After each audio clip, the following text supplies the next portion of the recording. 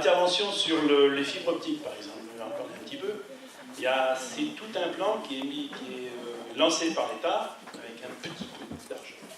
Donc il faudra que nous, collectivités, le Conseil régional, le Conseil général de l'AGEC, ainsi que les collectivités, avec tous les EPCI.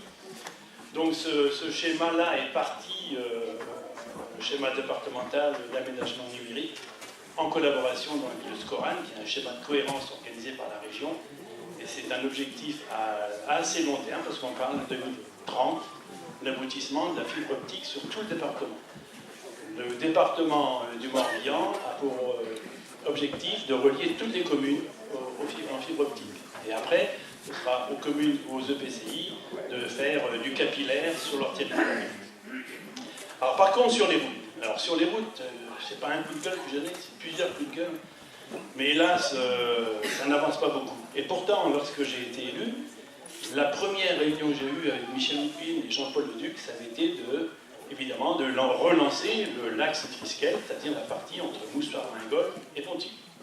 Et là, j'avais eu des assurances sans problème, mais cet axe-là, ce morceau-là, pas de problème. Donc, on va le réaliser rapidement, et effectivement, au départ, on a acheté, le département a acheté l'hôtel, a rasé l'hôtel de Villeneuve, a acheté des terrains, donc c'était bien parti. Et manque de chance, il y a une petite bébête, je ne sais pas par qui a été déposée, qui est venue perturber un peu le bon ordonnancement de ce projet. Et après, je dois avouer que c'est plus politique, le retard. Je vais le dire, je l'ai dit au Conseil général, je le répète devant vous, c'est plus politique parce qu'on aurait pu avancer sur ce dossier dans la partie Moustoir-Mingol-Pontivy, mais le choix de la majorité départementale a fait que l'argent est parti du côté de Lormariac-Montchamp, Colbeau, donc ça va commencer par là. Et moi j'espère, et on a une réunion le 8 février, Jean-Luc au Conseil général, donc il faudra en parler aussi. Oui, on y sera et on va faire une réunion préparatoire.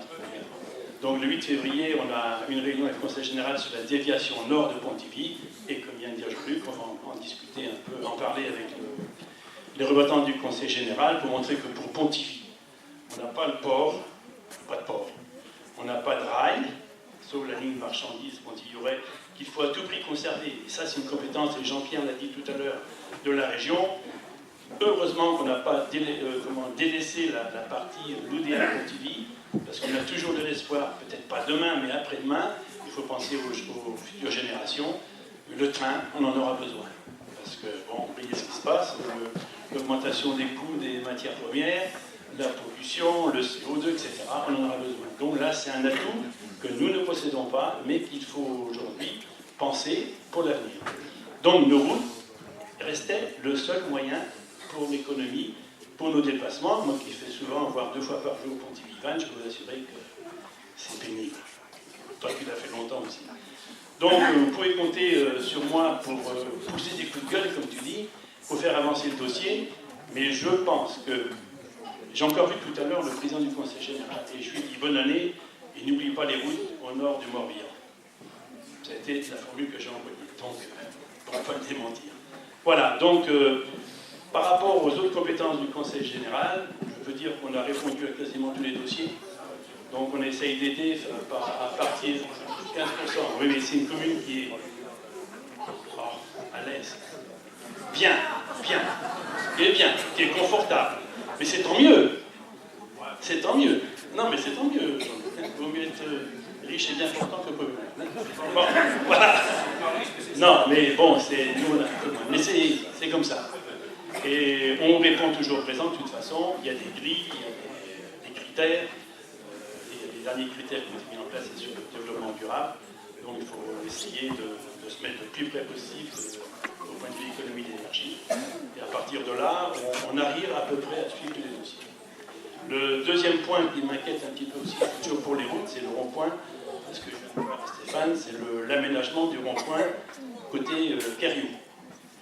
Et là, je me suis fait très insistant auprès du Conseil général pour qu'il y ait une participation financière du Conseil général sur l'aménagement de ce rond-point qui est aujourd'hui dangereux pour l'accès à l'hôpital. Comme a dit Jean-Pierre, comme tu l'as dit tout à l'heure, l'hôpital, c'est quand même 1500 emplois. Hein, t'as pas lu ce matin, c'est le journal. Pas tous, non, c'est vrai, pas tous. Oui, oui, oui, surtout le CHTV, c'est-à-dire Plémel, le direct et Pontif. Donc, mais qu'importe, vous voyez un peu le passage qu'il y a là. Et moi, je crois que s'il n'y a pas une subvention du Conseil général, j'en fais une affaire quasiment d'État. Parce que c'est pas normal qu'on ne participe pas à une réalisation qui est sur le pôle santé du centre Bretagne. Parce qu'on aurait pu dire que nous, mais voilà. Donc, bon, je vais arrêter là, peut-être. Hein. Est-ce que tu veux me reprendre les micros, de toute façon? Alors, à nouveau, bonne année à tout le monde.